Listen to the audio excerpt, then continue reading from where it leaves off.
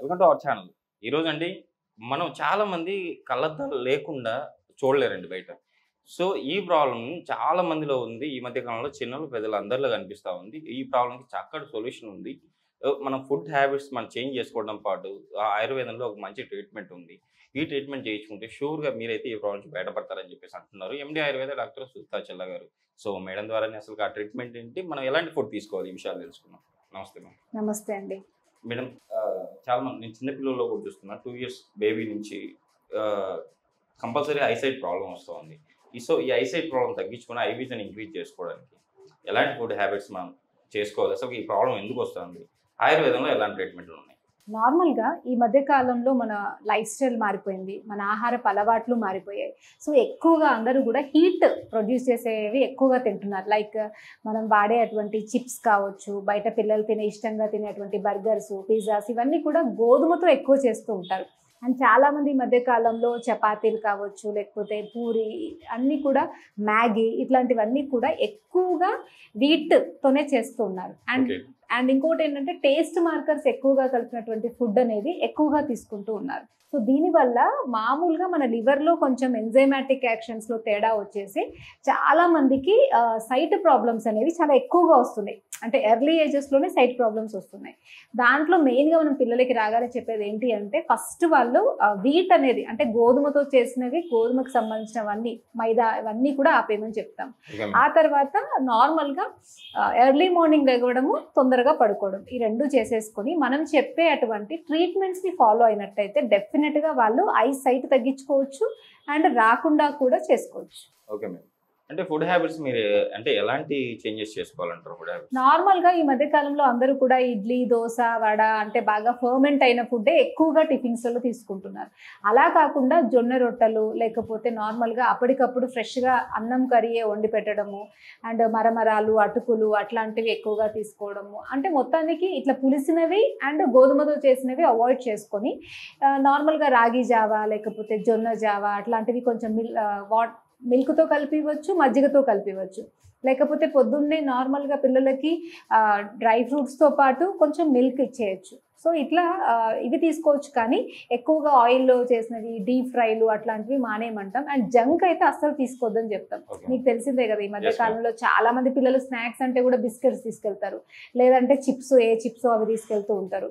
And బయట చేసినటువంటి బాగా చాట్ అండ్ ఇవన్నీ కూడా ఎక్కువగా తీసుకుంటూ ఉన్నారు. సో, ఇవన్నీ కూడా ఏం చేస్తాయంటే ఎక్కువ లోపట గ్యాస్ట్రిక్ ఎంజైమ్స్‌ని ఇరిటేట్ చేసి అసిడిటీస్ ఇట్లాంటివి ఎక్కువ చేయడం, లివర్ ఎంజైమ్స్‌ని డిస్టర్బ్ చేసి దాని ద్వారా మనకి ఐలో ఉన్నటువంటి లిక్విడ్స్‌లో కూడా చేంజ్ రావడం వల్ల సైట్ అనేది పిల్లలకి ఈ మధ్య కాలంలో తొందరగా వస్తుంది. కాబట్టి ఇవన్నీ మానేయమని చెప్తాం.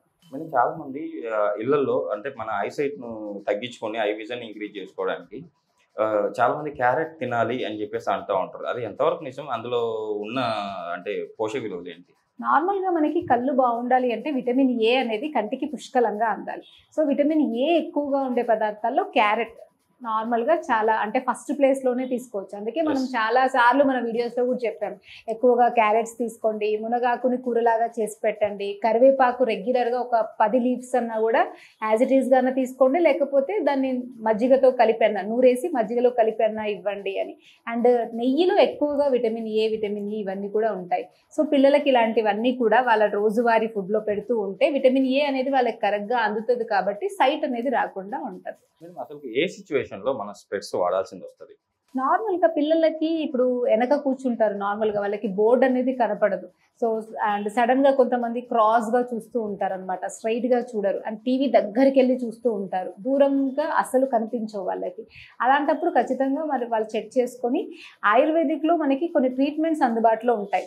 వాళ్ళకవి అలా కనిపించినప్పుడు వెంటనే మన దగ్గరకొస్తే వితిన్ ఒక 1 మంత్‌లోనే మనం మళ్ళీ నార్మల్ సైడ్‌కి వాళ్ళని తీసుకురావచ్చు. ఓకే.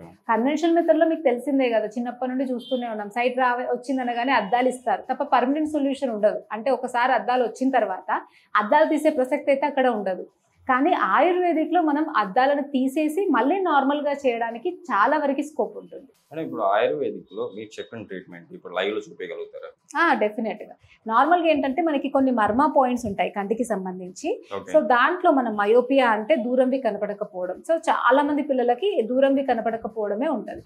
సో ఆ స్పెసిఫిక్ పాయింట్స్లో మనము ప్రిక్కింగ్ అంటే ఒక చిన్న నీడిల్ అనమాట, 26.5 నీడిల్ ఉంటుంది, చాలా చిన్న మైన్యూట్ నీడిల్ తోటి అక్కడ మనం చిన్నగా పంక్చర్ చేస్తామన్నమాట. దానివల్ల సర్క్యులేషన్ టువర్డ్స్ ఐకి, ఐ మజిల్కి బాగా వెళ్తుంది కాబట్టి ఐ మజిల్స్ స్ట్రాంగ్ అవుతాయి అండ్ మళ్ళీ వాళ్ళకి నార్మల్గా చూడగలుగుతారు. అంటే ఓన్లీ ఒక్క సిట్టింగ్ కాకుండా ఒక 10 సిట్టింగ్స్ చేసుకుంటే వాళ్ళకి మంచి చేంజ్ అనేది కనిపిస్తుంది. దాదాపుగా ఒక 15 to 20 సిట్టింగ్స్ చేసుకుంటే 0.5 to 1 ఖచ్చితంగా తగ్గుతుంది. అది మనం చూస్తున్నాం. అంటే ఖచ్చితంగా మీన్స్ ఎంతో మంది పేషెంట్స్లో మనం రెగ్యులర్గా చేస్తూ ఉంటే అంతవరకు సైట్ అనేది మనం ఒక 20 సిట్టింగ్స్లో తగ్గించగలుగుతున్నాం. బట్ రాగానే వాళ్ళు ఒకవేళ ఈ ట్రీట్మెంట్ ఆప్ చేసుకుంటే మాత్రం ఖచ్చితంగా వాళ్ళకి సైట్ లేకుండా మనం చేయగలుగుతాం. ఓకే మ్యామ్, ఇప్పుడైతే లైవ్ లో అంటే నా మీద చేసి చూపించగలుగుతారా? డెఫినెట్ గా అండి. మీకు కూర్చోండి. నార్మల్ గా మనకి సైట్ ఉన్న వాళ్ళకి అంటే డిఫరెంట్ ప్రాబ్లమ్స్ లో మనం డిఫరెంట్ సైట్స్ సెలెక్ట్ చేసుకుంటాము. నాకు రైట్ సైడ్ అయితే కొంచెం 0.5 ఉందని నేను చెక్ చేసినప్పుడు అయితే నాకు చెప్పారు. సో దీనికి ఇప్పుడు మీరు ట్రీట్మెంట్ చేస్తున్నారా? ఓకే, ఇంతకుముందు మీకు చూస్తే ఏదో కనిపించలేదు అన్నారు కదా, చేశాక ఒకసారి చూడండి.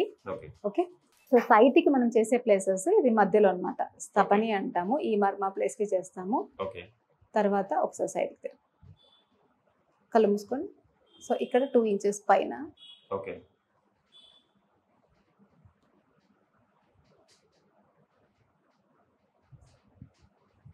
ఇక్కడ కొంచెం పెయిన్ఫుల్గా ఉంటుంది ఈ ప్లేస్. రైట్. సో ఇలా మనం ఒక 10 to 20 సిట్టింగ్స్ చేయించుకుంటే ఇంప్రూవ్ అవుతుంది అంటారు. 0.5, 1 అట్లా తగ్గుతూ వస్తుంది అన్నమాట. ఒకటేసారి తగ్గదు. 1 ఉన్న వాళ్ళకి ఒక 20 సిట్టింగ్స్ సరిపోతుంది. -1 అట్లా ఉన్న వాళ్ళకి 1.5, 2 అట్లా ఉంటే 20 to 25 సిట్టింగ్స్ అట్లా వాళ్ళ ప్రాబ్లమ్ని బట్టి. కళ్ళు మూసుకో.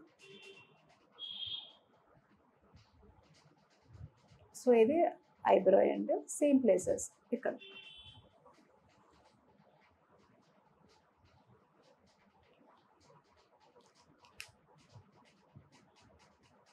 జస్ట్ ఈ ప్లేసెస్ చేసుకుంటే నార్మల్గా మనం ఈ ప్లేసెస్ చేసుకుంటాము. జస్ట్ చిన్న డ్రాప్ ఆఫ్ బ్లడ్ కొంచెం వస్తుంది మైన్యూట్గా, కానీ చాలా మంచి ఇంప్రూవ్మెంట్ ఉంటుంది. ఓకే, ఇప్పుడు చిన్నపిల్లలు కూడా ఉంటారు, చిన్నపిల్లలకు కూడా ఈ ట్రీట్మెంట్ చేయొచ్చా? నార్మల్గా ఏంటి అని అంటే మనకి ఇది తొందరగా రిజల్ట్ ఉంటుంది అనమాట. అండ్ మీరు చూసారు కదా, నీడిల్ కూడా చాలా మైన్యూట్ సైజ్, పెద్దగా ప్రాబ్లం అయ్యేంత సైజ్ కాదు. సో నాకు చెప్పినప్పుడు ఇక్కడ నాకు కొంచెం అదొక్కటే అంటే ఈ ఒక్క సైటే చిన్నగా పెయిన్ఫుల్ ఉంటుంది. ఇవి అయితే అసలు ఎక్కువ పెయిన్ ఉండదు. అంటే మనం ఇచ్చే ఇంటర్నల్ మెడిసిన్స్ తో పాటు దీన్ని అప్పుడప్పుడన్నా వీక్లీ 1, వీక్లీ 2 అన్న చేయిస్తూ ఉంటే పిల్లల్లో మనకి ఖచ్చితంగా మంచి చేంజ్ అనేది తొందరగా వస్తుంది. ఎందుకంటే టువర్డ్స్ సర్క్యులేషన్ పెరగడానికి మనకి ఈ ట్రీట్మెంట్ అనేది ఉన్న ట్రీట్మెంట్స్ అన్నిటిలో కూడా చాలా బెస్ట్గా మనం చెప్తామన్నమాట. రిజల్ట్ ఓరియంటెడ్గా ఉంటుంది. పిల్లలు కూడా ఒక 5-6 సిట్టింగ్స్ అయ్యాక వాళ్ళు కూడా హ్యాపీగా ఫీల్ అవుతారు. అంటే ఒక లైన్ చదవగలుగుతున్నాము, ఇప్పుడు బాగుంది, ఇంతకు ముందు కన్నా ఇప్పుడు బాగుంది అన్నది. అదే మనం మెడిసిన్స్ ఇస్తామనుకోండి, వాళ్ళు వేసుకుంటారు, పడేస్తారు, సరిగ్గా ఫాలో అప్ చేస్తారు, చెయ్యరు. బట్ ఇదేంటంటే రెగ్యులర్గా వాళ్ళు ఒక వారంలో ఒక 3 సార్లు 2 సార్లు వస్తూ పోతూ ఒక సెకండ్ ట్రీట్మెంట్ మీరు చూసారు కదా, మీకు ఎంత జస్ట్ ఒక ½ సెకండ్లో అయిపోతుంది. అది చేంజ్ చేసుకుని వెళ్ళిపోయారు అనుకోండి, వాళ్ళకి ఖచ్చితంగా మంచి ఇంప్రూవ్మెంట్ అనేది తొందరగా వస్తుంది. పెద్ద పెయిన్ఫుల్ ప్రొసీజర్ కూడా కాదు, మైన్యూట్గా చిన్న పెయిన్. అది పిల్లలకి ఫస్ట్ డే మనం చెప్తే అంత భయపడే అంత కూడా ఏమీ ఉండదు. ఓకే, అసలు మెయిన్గా ఈ ప్రాబ్లం అంటే సైట్ ప్రాబ్లం ఎందుకు వస్తుంది అంటారు? సైట్ మీకు ఇంతకుముందు చెప్పినట్టుగా టువర్డ్స్ ఐకి సరైనటువంటి రక్త ప్రసరణ లేకపోయినా, లేదా చాలా మందికి ముక్కులో ప్రాబ్లమ్స్ వల్ల, అంటే చాలా మందికి ఈ మధ్య కాలంలో నోస్ బ్లాక్స్ ఉండడము, ఎడినాయిడ్స్ గొంతులో ప్రాబ్లమ్స్, ఈ oral cavity problems and nose problems కూడా ఐలో చాలా మందికి ప్రాబ్లమ్స్ రావడానికి రీజన్ అవుతాయి. ఎందుకంటే టువర్డ్స్ సర్క్యులేషన్ వెళ్ళడంలో అవి హ్యాంపర్ చేస్తూ ఉంటాయి. కాబట్టి చాలా మందికి ఇప్పుడు ఉన్న లైఫ్ స్టైల్ వల్ల, ఫుడ్ స్టైల్ వల్ల వాళ్ళకి ముక్కు గొంతు ప్రాబ్లమ్స్ కూడా మనం రెగ్యులర్ రెగ్యులర్గా చూస్తాం. అందుకే సైట్ ఉన్న వాళ్ళకి ఫస్ట్ కన్నుకే చెయ్యం. మన దగ్గరకు వచ్చినప్పుడు ఒకవేళ వాళ్ళకి గొంతుకు సంబంధించిన ప్రాబ్లమ్స్, ముక్కుకు సంబంధించిన ప్రాబ్లమ్స్ ఉంటే ఫస్ట్ వాటికి ట్రీట్మెంట్ చేసుకొని ఆ తర్వాత ఆలోపే వాళ్ళకి చాలా వరకు సైట్లో కూడా ఇంప్రూవ్మెంట్ వస్తూ ఉంటుంది. ఇవి తగ్గుతున్న కొద్దీ చాలా మందిలో కన్ను కూడా మంచిగా అవుతూ ఉంటుంది.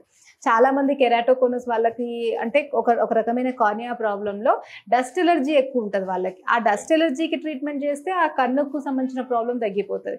చాలా మంది మయోపియా పిల్లల్లో కూడా కాన్స్టిపేషన్ ప్రాబ్లము, లేకపోతే tonsillitis problem, adenoids problem and ముక్కుల్లో లోపల ఉన్నటువంటి ఇన్ఫీరియర్ టర్బినేట్స్ అవి ఇన్ఫ్లేమ్ అవ్వడము, వాటి వల్ల వాళ్ళకి ఐ ప్రాబ్లమ్స్ వస్తూ ఉంటాయి.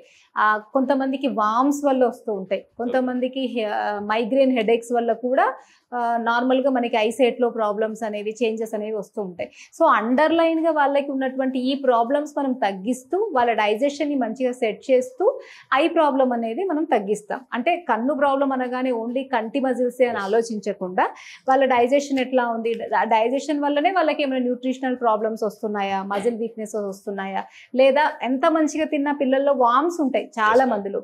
ఆ వామ్స్ ఉన్న పిల్లల్లో కూడా సరైనటువంటి నరిష్మెంట్ కంటికి అందదు. మీరు ఎన్ని క్యారెట్లు ఇవ్వండి, ఎంత నెయ్యి పెట్టండి, లోపల పురుగులు ఉన్నాయనుకోండి, కంటికి సరైనటువంటి నరిష్మెంట్ అందదు. అండ్ చాలా మంది పిల్లల్లో కామన్గా చూసేది కాన్స్టిపేషన్. సో కాన్స్టిపేషన్ రెగ్యులర్గా చాలా సివియర్ అవుతున్న కొద్దీ వాళ్ళకి ఈ నరిష్మెంట్ లోపాలు ఉండడం వల్ల కన్ను ప్రాబ్లమ్స్ వస్తాయి. సో అలా మనం ఈ అండర్లైన్ ప్రాబ్లమ్స్ ట్రీట్ చేస్తూ కన్ను ప్రాబ్లమ్ని ఖచ్చితంగా మనం తగ్గించగలుగుతాం పిల్లల్లో. నిజంగా మ్యామ్, ఈరోజు మన ప్రేక్షకులు అంటే ఐసైట్ ప్రాబ్లం ఎందుకు వస్తుంది, దీనికి ఆయుర్వేదంలో ఎలాంటి మర్మ పాయింట్స్లో ఎలాంటి ట్రీట్మెంట్లు ఉన్నాయి అండ్ ఎలాంటి ఫుడ్ తీసుకోవాలి చాలా చక్కగా వివరించారు. సో మన ప్రేక్షకులు కూడా దీన్ని గమనించి కంపల్సరీ వాళ్ళు ఈ ట్రీట్మెంట్ చేయించుకుంటుంది ఆశిద్దాం. కంపల్సరీ వాళ్ళ ఉన్న ప్రాబ్లమ్స్ అన్ని బయటపడతారని ఆశిద్దాం మేడం. సో ఇంత మంచి ఇన్ఫర్మేషన్ ఇచ్చినందుకు థ్యాంక్ యూ.